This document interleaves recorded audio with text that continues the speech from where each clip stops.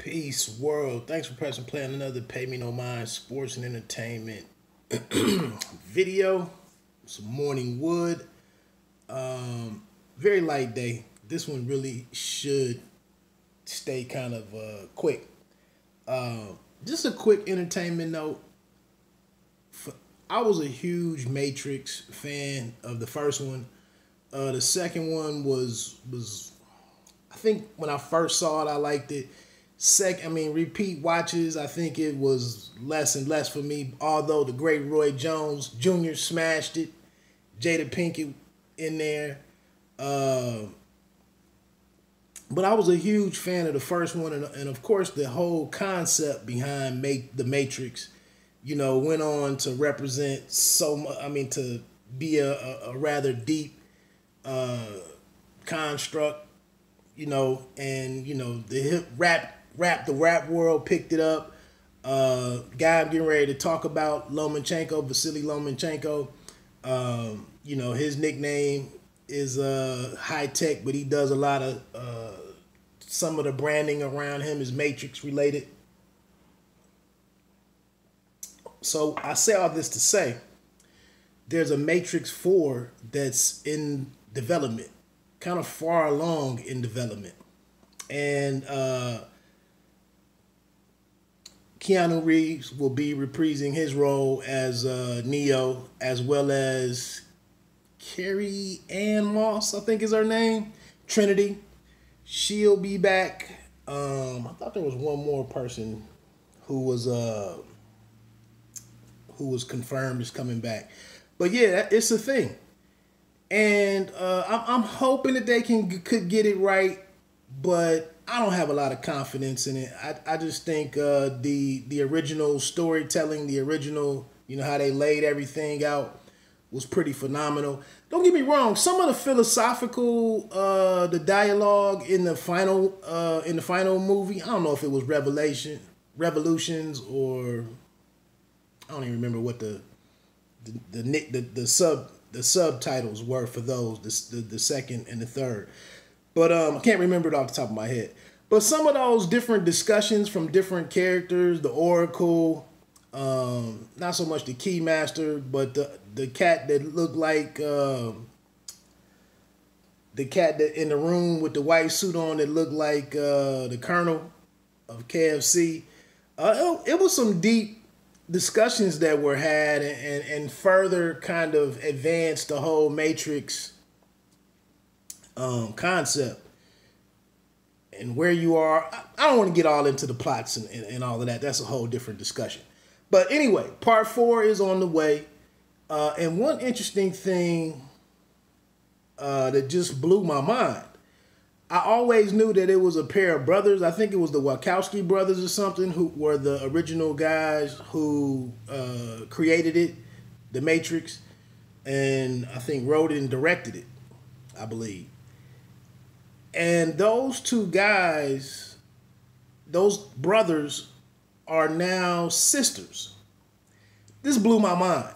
Over, I think when I heard about this last Thursday or Friday, I saw Matrix 4, and then I saw like Lily Wachowski or Lillian Wachowski or something, and I was like, I know damn well it was a pair of brothers. It was some brothers that created the Matrix. And then I looked into it further, and yeah, both of these guys are now Lily and Lorraine or something with L's. So that just blew my mind, man. Not that has any bearing on what the movie could be, but it is a bit of it is interesting to note that somebody who wrote a movie and created such a concept that was so thorough, so well thought out, are now a different gender. I don't know if there's been surgeries involved, but that's just crazy that a pair of siblings could both make that decision. What's the chances of that? Which leads me into that's a perfect segue into you might have seen, I forgot about this as a second entertainment note, But Dave Chappelle's Sticks and Stones, I believe, was available for streaming last night on Netflix. And he gets into a bit about the LGBT community. The Wachowski sisters would, I guess qualify for that T letter. Anyway, check out the show. It's pretty dope.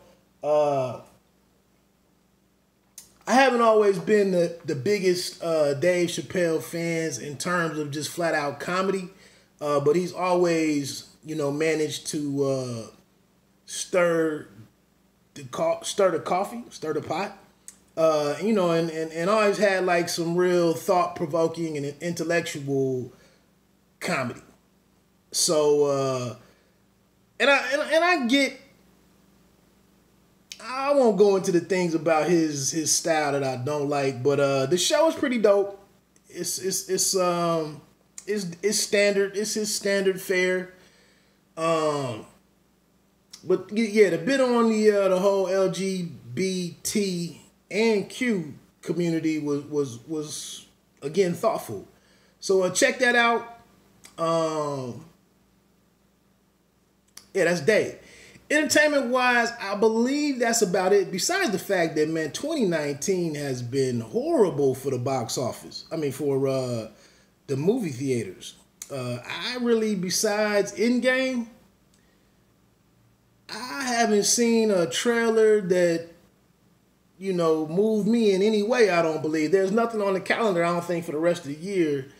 I think Chadwick Boseman had a movie that I would check out, but it was nothing that I had to see. But anyway, moving on to some sports. Serena kicked Maria Sharapova's ace yesterday, 6-1, 6-1, and opening up the U.S. Open. I'm excited for this year's U.S. Open, especially with that Wimbledon Championships finals that we saw between Novak and Fed.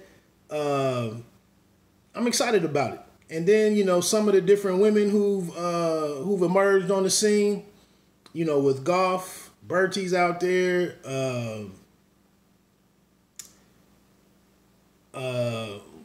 Naomi, and then to see if Serena can win another slam, it's pretty interesting. But yeah, short work made of Maria Sharapova, who's still getting back from that suspension and kind of has a long way to go before she can compete at the elite level. NFL, final week of preseason games. The holdout situation with Melvin Gordon, who is very secondary to the Zeke situation. I think the Chargers will probably wait that out until they have. It's like a poker game. If you ever watch poker on TV, and as they get to the flop and the river and all that stuff, they have a percentage of the player. What their likelihood of winning the hand is. There's 50%, 77%, 85%, and then 100. By the time you get to that final card, they're going to wait till they get to 100 and Melvin Gordon realizes what he has to do, in my opinion. Quick boxing. I don't have a whole lot on this today. It is a big fight week. Unified champion. Unified champion. Lightweight champion. Vasiliy Lomachenko, as I mentioned earlier, is going over to London to fight Luke Campbell, an Olympic gold medalist. So it's a huge fight week. Back-to-back good weeks for ESPN+. The card, I'm very excited. I mean, they have Fury versus Povetkin. I believe that's Huey. Boatsi's on there. Joe Cordina is a prospect that I want to see some more of. Savannah Marshall, I believe, is making her debut. That could be a future. The only woman to beat, I believe, T-Rex, Claressa Shields. So she's getting started. I thought there was one more name on there. But anyway, Luke Campbell, man, he's a heavy underdog, big underdog. I mean, can he use his height, reach, and length, to thwart what Lomachenko does? Can he time Lomachenko and land something? I don't know. I don't have a lot of, when you look at the French cat that beat Campbell, and that Campbell came back and I think decisioned, that doesn't speak volumes. Just Campbell doesn't seem to be nearly dynamic enough to make it all work, or physical, not, the punching power that might be necessary. The fact that he lost to Linares. Not a lot of boxes I can check in favor of Mr. Luke Campbell. And this whole fighting three guys in the ring at one point in time during sparring in preparation for Loma-Campbell, that's almost weirder than the fact that of the reports that Anthony Yarde didn't do any sparring, in preparation for Kovalev. I've seen that reported from multiple sources, and they mentioned it on the telecast and everything. I still don't know if I really believe that. You would think you'd have to get your whiskers together, and get used to some contact before you go fight a guy who, once had some of the most vaunted power in all of boxing. So you would think you go get touched up a little bit just to get used to contact, but who knows? But yeah, so I'm a bit excited. I think one thing that was confusing me is when can we see it? So it will be on ESPN Plus. It starts at 1 p.m. Eastern time here in the States. Like I said, not a bad card all the way around. And for boxing fans, oh, I got it right here. Tennyson is on there, a former opponent of Tevin Farmer. Charlie Edwards versus Julio Cesar Martinez Aguilar. Like I said, Buatsi already. That was pretty much it. Buatsi, Savannah Marshall. So that's that. Really quickly before I do get off of here, I wanted to make note of one other point. And I need to bring something up real quick.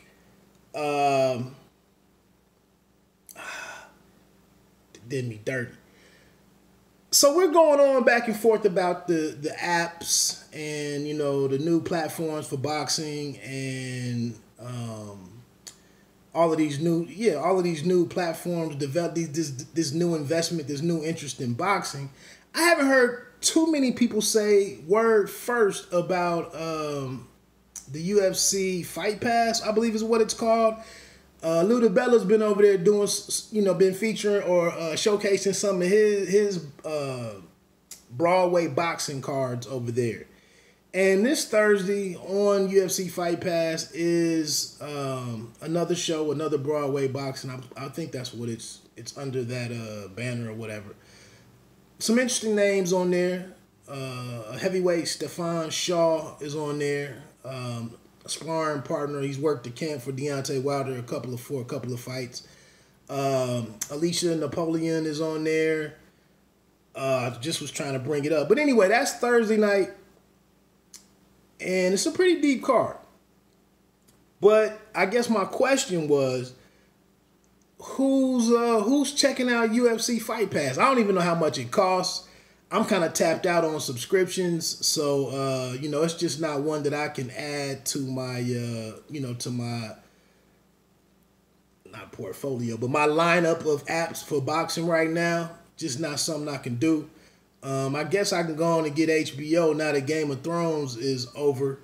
I guess I can go on and maybe get that HBO subscription up off my out of my pocket. Get part ways with them. I don't think they have anything else on that channel that I really care to see. So I guess I could do that. Maybe over the next 2 days, I could cut HBO. Hell, I can almost do away with Showtime, to be honest with you.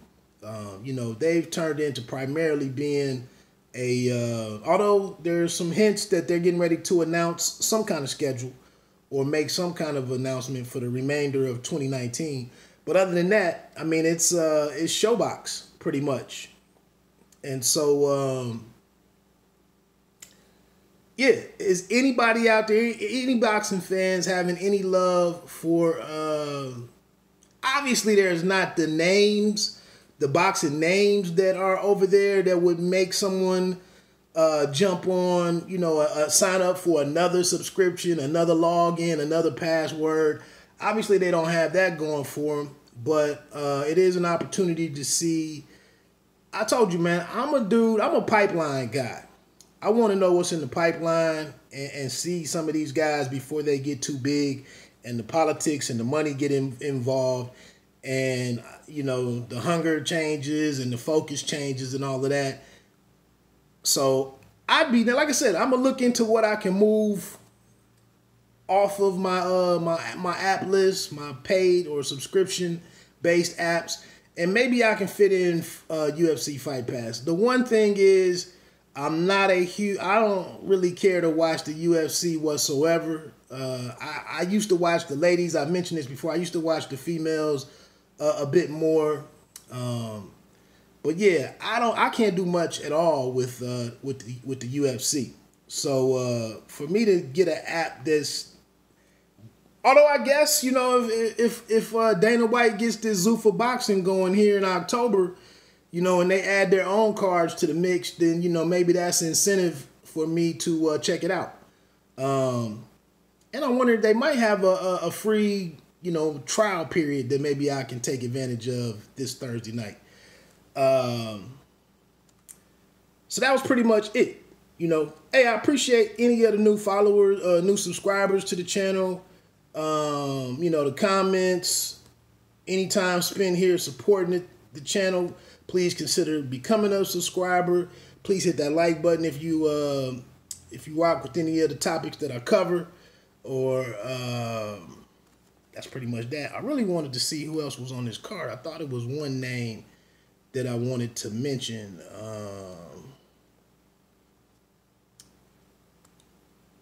I said this was going to be quick, and of course, it went over.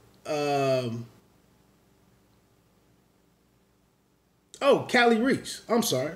Friend of the program. Callie Reese is on there against Patricia Juarez. Helen Joseph. Yeah. Martina versus Martina. This is bantamweight. Martina Horgaz.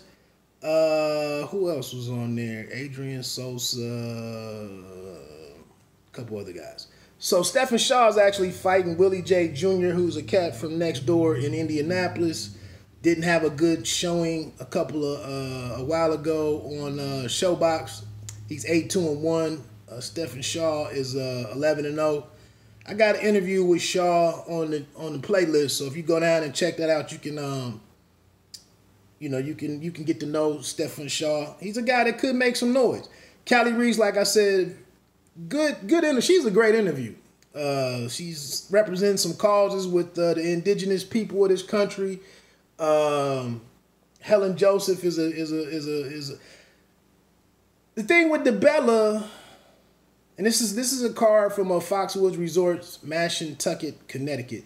The thing with DeBella, for me personally, is a little disappointing that he could get these females on there, but no date for still no next date for Tierra Brown out of the DC area. But you know, I'm sure he's working on it. So that's it, man.